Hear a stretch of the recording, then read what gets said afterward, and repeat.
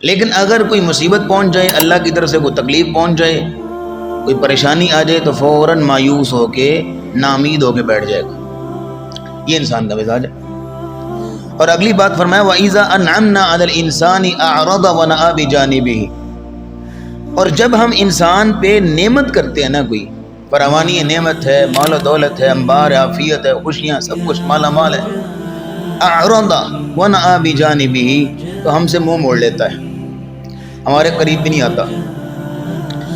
وَإِذَا مَسَّهُ الشَّرُّ فَذُو دُعَاءٍ عَرِيضٍ، اور جب اس کو تکلیف پہنچتی ہے نا، پھر بڑی لمبی لمبی دعائیں کرتا ہے۔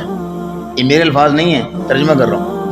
وَإِن مَسَّهُ الشَّرُّ فَذُو دُعَاءٍ عَرِيضٍ، جب کوئی تکلیف پہنچتی ہے، مصیبت پہنچتی ہے، تو بہت لمبی لمبی چوڑی دعائیں کرتا ہے۔